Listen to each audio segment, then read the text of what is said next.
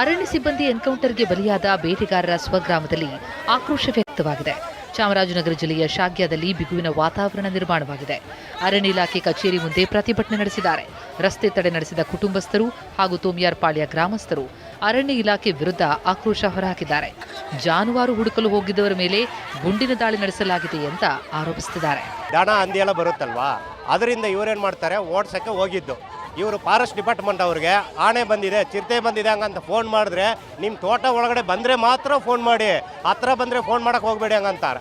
Phone ಮಾಡಿದ್ರು ಅವರು ಎಲ್ಲಿದೆ ಹೆಂಗಿದೆ ಹಂಗಂತ ಹೇಳ್ಬಿಟ್ಟು 1 ಅವರ್ 2 ಅವರ್ ಬಿಟ್ಟು ಬರ್ತಾರೆ. ಅದರಿಂದ ಇವರು ಓಡ್ಸಕ್ಕೆ ಹೋಗಿದ್ದು. ಅವರು ಬಂದ್ಬಿಟ್ಟು ಇವರು ಬೇಟೆಗೆ ಹೋಗಿದ್ದಾರೆ ಹಂಗಂತ ಶೂಟ್ ಮಾಡಿದ್ದಾರೆ. ಶೂಟ್ ಮಾಡೋಕ್ಕೆ ಪರ್ಮಿಷನ್ ಯಾರು ಕೊಟ್ಟಿದ್ದು? ಇನ್ನೂ ಒಂದು ತಿಳಿಸಿರ್ಬೇಕು ಅವರು. ಇಲ್ಲಿಂದ ತಗೊಂಡು ಹೋಗೋಕೆ, ಇಲ್ಲಿಂದ ಎಲ್ಲಿ ಮರಿಮಂಗಲದಿಂದ ಕೊಳ್ಳೇಗಾಲಕ್ಕೆ ಎಷ್ಟು ಕಿಲೋಮೀಟರ್ ಇದೆ? ಕೆಆರ್ಎಸ್ ಡ್ಯಾಂನಿಂದ ತಮಿಳುನಾಡಿಗೆ ಕಾವೇರಿ ನೀರು ಹರಿಸಲಾಗಿದೆ. ಕಳೆದ ರಾತ್ರಿಯಿಂದಲೇ ಮಂಡ್ಯ ಜಿಲ್ಲೆ ಶ್ರೀರಂಗಪಟ್ಟಣ ತಾಲೂಕಿನಿಂದ ಜಲಾಶಯದ ಗೇಟ್ ಮೂಲಕ ನೀರು ಬಿಡುಗಡೆ ಮಾಡಲಾಗಿದೆ. ಇಷ್ಟು ದಿನ ಕಬಿನಿ ಜಲಾಶಯದಿಂದ ಮಾತ್ರ ನೀರು ಬಿಡ್ತಾ ಇದ್ರು. ಈಗ ಕಾವೇರಿ ನೀರಾವರಿ ನಿಗಮ ಕನ್ನಂಬಾಡಿ ಕಟ್ಟೆಯಿಂದ ನೀರು ರಿಲೀಸ್ ಮಾಡಿದೆ. ಸರ್ಕಾರದ ಸೂಚನೆ ಮೇರೆಗೆ 3,000 ಕ್ಯೂಸೆಕ್ಸ್ ನೀರನ್ನು ಬಿಡುಗಡೆ ಮಾಡಿರುವ ಮಾಹಿತಿ ಇದೆ.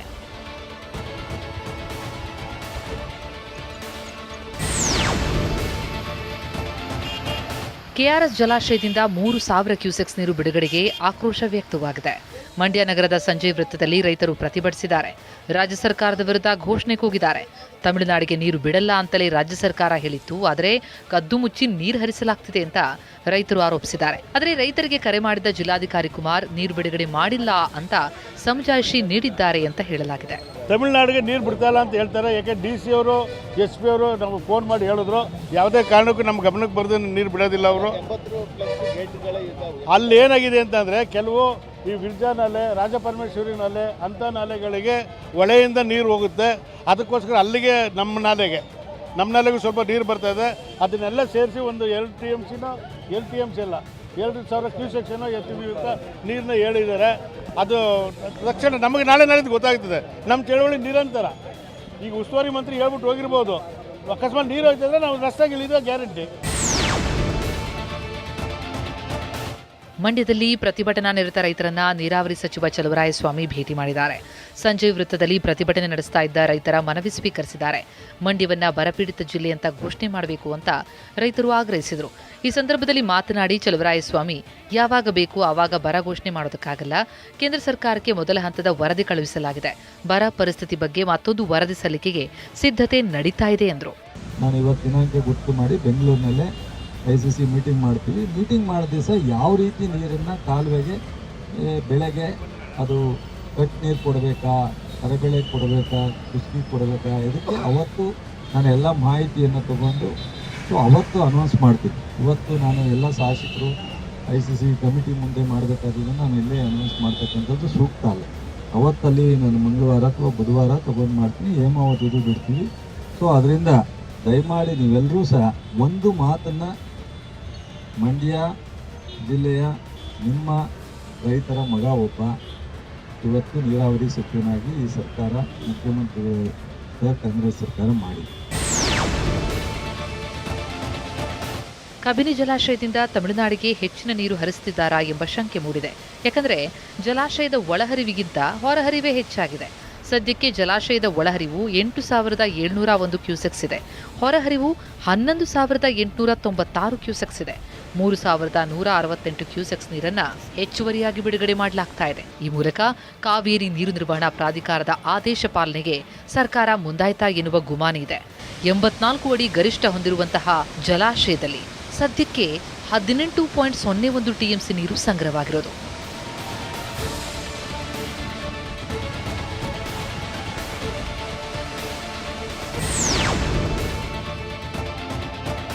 ಮಳೆಗಾಲದಲ್ಲೂ ಬೀದರ್ನಲ್ಲಿ ಕುಡಿಯುವ ನೀರಿನ ಸಮಸ್ಯೆ. ಬದಗಲ್ ಗ್ರಾಮಸ್ಥರು ಕುಡಿಯುವ ನೀರಿಗಾಗಿ ಪರದಾಡುವಂತಾಗಿದೆ. ನೀರಿನ ಸಮಸ್ಯೆ ಬಗೆಹರಿಸುವಂತೆ ಗ್ರಾಮಸ್ಥರು ಎಷ್ಟೇ ಮನವಿ ಮಾಡಿದ್ರೂ ಪಿಡಿಒ ಮಾತ್ರ ಕೇರ್ ಮಾಡ್ತಿಲ್ಲ. ಪಿಡಿಒ ವರ್ತನೆಗೆ ಗ್ರಾಮಸ್ಥರು ಆಕ್ರೋಶ ಹೊರಹಾಕಿದ್ದಾರೆ. ಕೂಡಲೇ ಕುಡಿಯುವ ನೀರಿನ ಸಮಸ್ಯೆ ಬಗೆಹರಿಸುವಂತೆ ಆಗ್ರಹಿಸಿದ್ದಾರೆ.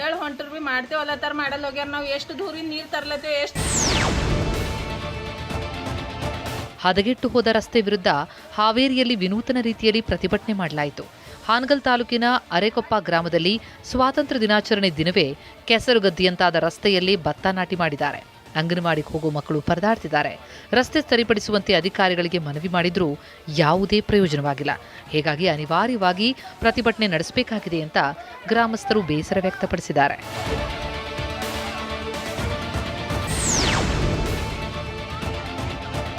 ಮೈಸೂರಿನ ಕುವೆಂಪು ನಗರ ಪೊಲೀಸ್ ಠಾಣೆಯಲ್ಲಿ ಕಳೆದ ರಾತ್ರಿ ನಾಟಕೀಯ ಬೆಳವಣಿಗೆ ನಡೆಯಿತು. ಚಿನ್ನತಂಬಿ ವಂಚನೆ ಕೇಸ್ನಲ್ಲಿ ಚಿನ್ನ ಕಳಕೊಂಡ ಮಹಿಳೆಯರು ಅಹೋರಾತ್ರಿ ಧರಣಿ ನಡೆಸಿದ್ದಾರೆ. ಇಡೀ ರಾತ್ರಿ ಪೊಲೀಸ್ ಠಾಣೆ ಮುಂದೆ ಪ್ರತಿಭಟನೆ ನಡೆಸಿ ಚಿನ್ನತಂಬಿಯಿಂದ ಚಿನ್ನ ವಾಪಸ್ ಕೊಡಿಸಿ ಅಂತ ಒತ್ತಾಯಿಸಿದ್ದಾರೆ. ಚಿನ್ನತಂಬಿ ಜಾಮೀನು ಪಡೆದು ಹೊರಬಂದ ನಂತರ ಪ್ರತಿಭಟನೆ ತೀವ್ರಗೊಳಿಸಿರುವ ವಂಚಿತರು ಅದನ್ನು ಆಸ್ತಿ ಜಪ್ತಿ ಮಾಡಿ ಚಿನ್ನ ವಾಪಸ್ ಕೊಡಿಸಿ ಅಂತ ಒತ್ತಾಯಿಸಿದ್ದಾರೆ.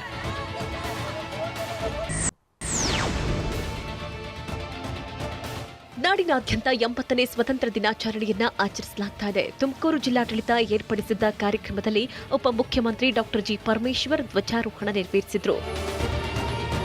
ಸಕ್ಕರೆ ನಾಡು ಮಂಡ್ಯದಲ್ಲಿ 80ನೇ ವರ್ಷದ ಸ್ವಾತಂತ್ರ್ಯ ದಿನಾಚರಣೆ ಸಂಭ್ರಮದಿಂದ ಆಚರಿಸಲಾಯಿತು. ಸರ್ ವಿಶ್ವೇಶ್ವರಯ್ಯ ಕ್ರೀಡಾಂಗಣದಲ್ಲಿ ನಡೆದ ಕಾರ್ಯಕ್ರಮದಲ್ಲಿ ಸಚಿವ ಚಲುವರಾಯಸ್ವಾಮಿ ಧ್ವಜಾರೋಹಣ ನೆರವೇರಿಸಿದರು. ಶಾಲಾ ಮಕ್ಕಳ ಸಾಂಸ್ಕೃತಿಕ ಕಾರ್ಯಕ್ರಮ ಕಣ್ಮನ ಸೆಳೆಯಿತು. ಮೈಸೂರು ನಗರದ ಬನ್ನಿ ಮಂಟಪದ ಪಂಚಿನ ಕವಾಯತು ಮೈದಾನದಲ್ಲಿ ಸ್ವತಂತ್ರ ದಿನಾಚರಣೆ ಕಾರ್ಯಕ್ರಮ ನಡೆಯಿತು. ಸಚಿವ ಡಾಕ್ಟರ್ ಯತೀಂದ್ರ ಸಿದ್ದರಾಮಯ್ಯ ಚೊಚ್ಚಲ ಬಾರಿಗೆ ಸ್ವತಂತ್ರೋತ್ಸವ ಧ್ವಜಾರೋಹಣ ನೆರವೇರಿಸಿದರು. ಬಳಿಕ ತೆರೆದ ವಾಹನದಲ್ಲಿ ಗೌರವ ವಂದನೆ ಸ್ವೀಕರಿಸಿದರು.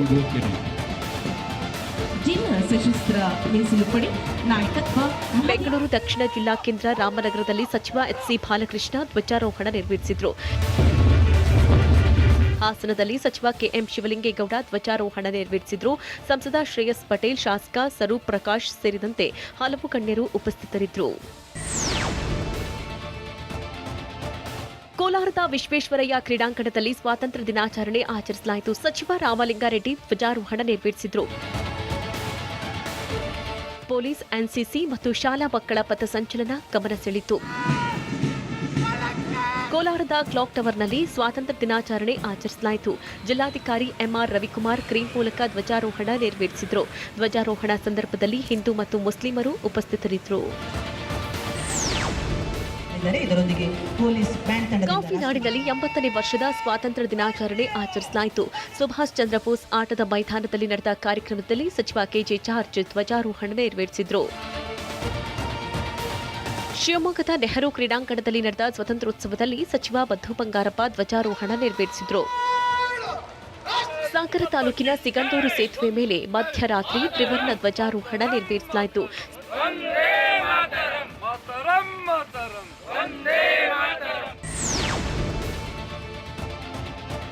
ದಕ್ಷಿಣ ಕನ್ನಡ ಜಿಲ್ಲಾಡಳಿತ ಆಯೋಜಿಸಿದ್ದ ಸ್ವತಂತ್ರೋತ್ಸವದಲ್ಲಿ ಸಚಿವ ಯುಟಿ ಖಾದರ್ ಧ್ವಜಾರೋಹಣ ನೆರವೇರಿಸಿದರು.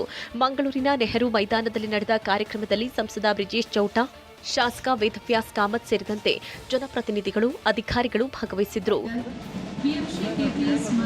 ಉಡುಪಿ ಜಿಲ್ಲೆಯಲ್ಲಿ 80ನೇ ಸ್ವಾತಂತ್ರ್ಯ ದಿನಾಚರಣೆ ಸಂಭ್ರಮ ಮನೆ ಮಾಡಿದೆ. ಜಿಲ್ಲಾಡಳಿತ ಆಯೋಜಿಸಿದ್ದ ಕಾರ್ಯಕ್ರಮದಲ್ಲಿ ಸಚಿವ ರಿಜ್ವಾನ್ ಅರ್ಷದ್ ಧ್ವಜಾರೋಹಣ ನೆರವೇರಿಸಿದರು. ಶಾಸಕ ಎಚ್ ಪಾಲ್ ಸುವರ್ಣ, ವಿಧಾನ ಪರಿಷತ್ ಸದಸ್ಯ ಮಂಜುನಾಥ್ ಭಂಡಾರಿ ಸೇರಿದಂತೆ ಹಲವು ಗಣ್ಯರು ಉಪಸ್ಥಿತರಿದ್ದರು. ಉತ್ತರ ಕನ್ನಡ ಜಿಲ್ಲಾ ಕೇಂದ್ರ ಕಾರವಾರದಲ್ಲಿ ನಡೆದ ಸ್ವತಂತ್ರೋತ್ಸವದಲ್ಲಿ ಸಚಿವ ಲಕ್ಷ್ಮಣ್ ಸವದಿ ಧ್ವಜಾರೋಹಣ ನೆರವೇರಿಸಿದರು. ಜಿಲ್ಲಾ ಪೊಲೀಸ್ ಮೈದಾನದಲ್ಲಿ ನಡೆದ ಕಾರ್ಯಕ್ರಮದಲ್ಲಿ ಪೊಲೀಸ್, ಅಗ್ನಿಶಾಮಕ ದಳ, ಎನ್ಸಿಸಿ, ಗೃಹ ರಕ್ಷಕ ದಳದ ಆಕರ್ಷಕ ಪಥ ಸಂಚಲನ ಗಮನ ಸೆಳೆಯಿತು.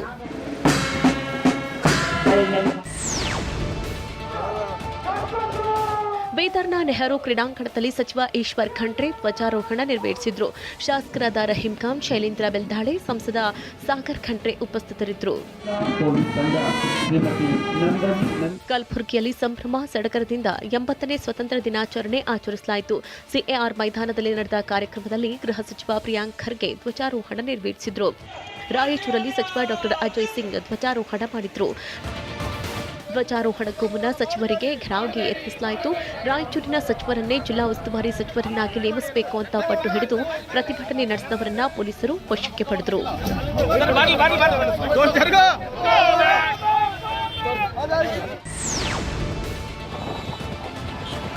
ಬಳ್ಳಾರಿಯ ವಿಮ್ಸ್ ಮೈದಾನದಲ್ಲಿ ನಡೆದ ಸ್ವತಂತ್ರೋತ್ಸವದಲ್ಲಿ ಸಚಿವ ಬಿ ನಾಗೇಂದ್ರ ಧ್ವಜಾರೋಹಣ ನೆರವೇರಿಸಿದರು. ಶಾಸಕ ಭರತ್ ರೆಡ್ಡಿ, ಪಾಲಿಕೆ ಮೇಯರ್ ಪಿ ಗಾದೆಪ್ಪ, ಜಿಲ್ಲಾಧಿಕಾರಿ Nagendra Prasad, SP Suman D Pennekar, CMO ಸೇರಿದಂತೆ ಹಲವು ಗಣ್ಯರು ಭಾಗಿಯಾಗಿದ್ದರು. ವಿಜಯನಗರ ಜಿಲ್ಲೆಯಲ್ಲಿ 80ನೇ ಸ್ವಾತಂತ್ರ್ಯೋತ್ಸವವನ್ನು ಸಂಭ್ರಮದಿಂದ ಆಚರಿಸಲಾಯಿತು. ಹೊಸಪೇಟೆ ನಗರದ ಡಾಕ್ಟರ್ ಪುನೀತ್ ರಾಜ್ಕುಮಾರ್ ಜಿಲ್ಲಾ ಕ್ರೀಡಾಂಗಣದಲ್ಲಿ ಸಚಿವ ಕೆಎಸ್ ಬಸಂತಪ್ಪ ಧ್ವಜಾರೋಹಣ ನೆರವೇರಿಸಿದರು. ಕೊಪ್ಪಳ ನಗರದ ಜಿಲ್ಲಾ ಕ್ರೀಡಾಂಗಣದಲ್ಲಿ ನಡೆದ ಸ್ವಾತಂತ್ರ್ಯೋತ್ಸವದಲ್ಲಿ ಸಚಿವ ಶಿವರಾಜ್ ತಂಗಡಗಿ ತ್ರಿವರ್ಣ ಧ್ವಜಾರೋಹಣ ಮಾಡಿದರು. ಬೆಳಗಾವಿಯಲ್ಲಿ ಸ್ವಾತಂತ್ರ್ಯೋತ್ಸವದ ಸಂಭ್ರಮ ಜೋರಾಗಿತ್ತು. ಜಿಲ್ಲಾ ಕ್ರೀಡಾಂಗಣದಲ್ಲಿ ನಡೆದ ಕಾರ್ಯಕ್ರಮದಲ್ಲಿ ಸಚಿವ ಸತೀಶ್ ಜಾರಕಿಹೊಳಿ ಧ್ವಜಾರೋಹಣ ನೆರವೇರಿಸಿದರು. ಪೊಲೀಸ್, ಹೋಂಗಾರ್ಡ್, ಶಾಲಾ ಕಾಲೇಜು ವಿದ್ಯಾರ್ಥಿಗಳ ಪಥಸಂಚಲನ ಆಕರ್ಷಕವಾಗಿತ್ತು. ಸಿಆರ್ ಬೆಳಗಾವಿ ನಗರ ಘಟಕದಲ್ಲಿ ಆರ್ಎಸ್ಐ ಅಂತ ಕರ್ತವ್ಯ ನಿರ್ವಹಿಸುತ್ತಿದ್ದಾರೆ. ಬಿಎಲ್ಎಎಸ್ ಕಾಮಧೇನು ಆಂಗ್ಲ ಮಾಧ್ಯಮ ಪ್ರೌಢಶಾಲೆ ತಂಡ ಧಾರವಾಡ ನಗರದ ಆರ್ಎನ್ ಶೆಟ್ಟಿ ಜಿಲ್ಲಾ ಕ್ರೀಡಾಂಗಣದಲ್ಲಿ ಸ್ವತಂತ್ರ ದಿನಾಚರಣೆ ಆಚರಿಸಲಾಯಿತು. ಸಚಿವ ಸಂತೋಷ್ ಲಾಡ್ ಧ್ವಜಾರೋಹಣ ನೆರವೇರಿಸಿದರು. ಡಿಸಿ ಆರ್ ಸ್ನೇಹಲ್, ಪೊಲೀಸ್ ಆಯುಕ್ತ ಎನ್ ಶಶಿಕುಮಾರ್, ಎಸ್ಪಿ ಗುಂಜನ್ ಆರ್ಯ, ಜಿಲ್ಲಾ ಪಂಚಾಯತ್ ಸಿಇಒ ಭುವನೇಶ್ ಪಾಟೀಲ್ ಕಾರ್ಯಕ್ರಮದಲ್ಲಿ ಭಾಗಿಯಾಗಿದ್ದರು.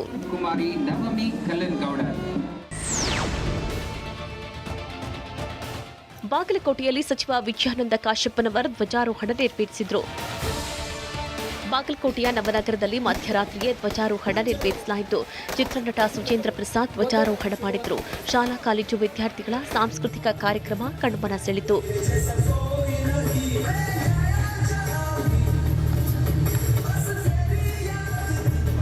ಹಾವೇರಿಯ ಹೊಸಮನಿ ಸಿದ್ದಪ್ಪ ಜಿಲ್ಲಾ ಕ್ರೀಡಾಂಗಣದಲ್ಲಿ ನಡೆದ ಸ್ವಾತಂತ್ರ್ಯ ದಿನಾಚರಣೆ ಕಾರ್ಯಕ್ರಮದಲ್ಲಿ ಸಚಿವ ರುದ್ರಪ್ಪ ಲಮಾಣಿ ಧ್ವಜಾರೋಹಣ ನೆರವೇರಿಸಿದರು. ಕಾಶಿ ಗದಗ ಜಿಲ್ಲೆಯಲ್ಲಿ ನಡೆದ ಸ್ವಾತಂತ್ರ್ಯ ದಿನಾಚರಣೆಯಲ್ಲಿ ಸಚಿವ ಬಸವರಾಜ ರಾಯರೆಡ್ಡಿ ಧ್ವಜಾರೋಹಣ ನೆರವೇರಿಸಿದರು. ಕೆಎಚ್ ಪಾಟೀಲ್ ಜಿಲ್ಲಾ ಕ್ರೀಡಾಂಗಣದಲ್ಲಿ ನಡೆದ ಕಾರ್ಯಕ್ರಮದಲ್ಲಿ ಪೊಲೀಸ್ ಹಾಗೂ ವಿದ್ಯಾರ್ಥಿಗಳ ಪಥಸಂಚಲನ ಗಮನ ಸೆಳೆಯಿತು. ಕುಮಾರಿ ಅಶ್ವಿನಿ ಪಾರ್ಕರ್ ವಹಿಸಿಕೊಂಡಿದ್ದಾರೆ. ಮುಂದಿನ ತಂಡ ಪಾಸಲ್ ಮಿಷನ್ ಬಾಲಕರ ಸ್ವಾತಂತ್ರ್ಯ ಸಂಗ್ರಾಮದ ಯೋಗ ಗುರು ಹಾಗೂ ಆರ್ಟ್ ಆಫ್ ಲಿವಿಂಗ್ನ ರವಿಶಂಕರ್ ಗುರೂಜಿ ಸ್ವಾತಂತ್ರ್ಯ ದಿನಾಚರಣೆ ಶುಭಾಶಯ ಕೋರಿದ್ದಾರೆ. ಇಂದಿನ ಯುವಕರಲ್ಲಿ ನಮ್ಮ ಸ್ವಾತಂತ್ರ್ಯದ ತ್ಯಾಗ ಬಲಿದಾನದ ಬಗ್ಗೆ ಅರಿವು ಮೂಡಿಸಬೇಕಾಗಿದೆ. ದೇಶವನ್ನ ಪ್ರಗತಿಯ ಪಥದಲ್ಲಿ ನಾವು ಒಟ್ಟಿಗೆ ತೆಗೆದುಕೊಂಡು ಹೋಗಬೇಕು ಎಂದು ಕರೆ ಕೊಟ್ಟರು.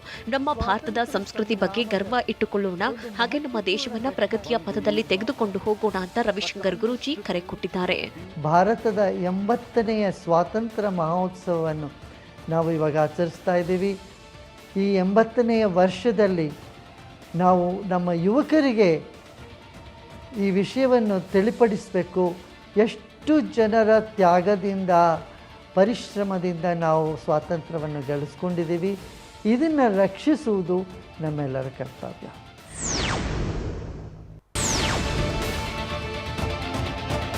ಗಡಿ ಜಿಲ್ಲೆ ಚಾಮರಾಜನಗರದಲ್ಲೂ 80ನೇ ಸ್ವಾತಂತ್ರ್ಯ ದಿನಾಚರಣೆ ಸಂಭ್ರಮ ಮನೆ ಮಾಡಿದೆ. ಡಾಕ್ಟರ್ ಬಿಆರ್ ಅಂಬೇಡ್ಕರ್ ಜಿಲ್ಲಾ ಕ್ರೀಡಾಂಗಣದಲ್ಲಿ ಸಚಿವ ಪುಟ್ಟರಂಗ ಶೆಟ್ಟಿ ಧ್ವಜಾರೋಹಣ ನೆರವೇರಿಸಿದರು.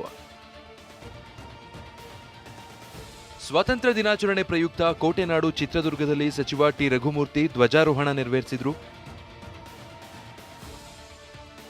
ದಾವಣಗೆರೆ ನಗರದ ಜಿಲ್ಲಾ ಕ್ರೀಡಾಂಗಣದಲ್ಲಿ ಸ್ವಾತಂತ್ರ್ಯ ದಿನಾಚರಣೆ ಆಯೋಜಿಸಲಾಗಿತ್ತು. ಸಚಿವ ಎಸ್ಎಸ್ ಮಲ್ಲಿಕಾರ್ಜುನ ಧ್ವಜಾರೋಹಣ ನೆರವೇರಿಸಿದರು.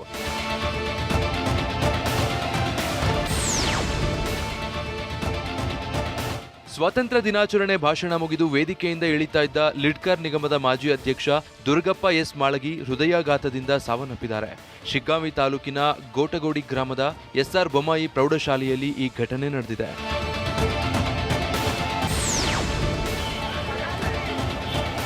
ಗೌರಿ ಗಣೇಶ, ಈದ್ ಮಿಲಾದ್ ಹಬ್ಬಗಳು ಬರ್ತಾ ಇರೋ ಹಿನ್ನೆಲೆ ಶಿವಮೊಗ್ಗ ನಗರದಲ್ಲಿ ಬಿಗಿ ಬಂದೋಬಸ್ತ್ ಕೈಗೊಳ್ಳಲಾಗಿದೆ. ನಗರದಲ್ಲಿ ಆತಂಕರಹಿತ ವಾತಾವರಣ ನಿರ್ಮಾಣಕ್ಕಾಗಿ ಪೊಲೀಸರು ಪಥಸಂಚಲನ ಮಾಡಿದ್ದಾರೆ. ನಗರದ ಪ್ರಮುಖ ಹಾಗೂ ಸೂಕ್ಷ್ಮ ಪ್ರದೇಶಗಳಲ್ಲಿ ಪೊಲೀಸರು ರೂಟ್ ಮಾರ್ಚ್ ಮಾಡಿದ್ದಾರೆ.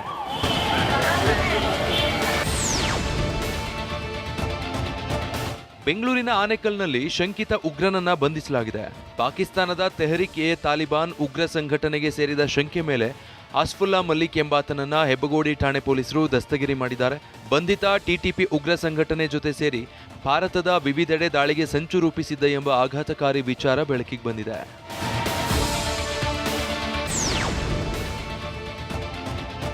ಶಿವಮೊಗ್ಗದ ಸಾಗರದಲ್ಲಿ ಗಾಂಜಾ ಬೆಳೆದಿದ್ದ ತೋಟದ ಮೇಲೆ ಪೊಲೀಸ್ ದಾಳಿ ನಡೆದಿದೆ. ಗೌತಮಪುರದಲ್ಲಿರುವ ಮನೆಯೊಂದರ ಹಿಂಭಾಗದಲ್ಲಿರೋ ತೋಟದಲ್ಲಿ ಬೆಳೆದಿದ್ದ ಸುಮಾರು 2 ಲಕ್ಷ ಮೌಲ್ಯದ ಹಸಿ ಗಾಂಜಾ ಜಪ್ತಿ ಮಾಡಲಾಗಿದೆ. ದಾಳಿ ವೇಳೆ ಬಸವರಾಜು ಎಂಬಾತನನ್ನ ಬಂಧಿಸಲಾಗಿದ್ದು, ತಲೆಮರೆಸಿಕೊಂಡಿರುವ ಕುಮಾರ ಎಂಬಾತನಿಗಾಗಿ ಪೊಲೀಸರು ಶೋಧ ನಡೆಸುತ್ತಿದ್ದಾರೆ.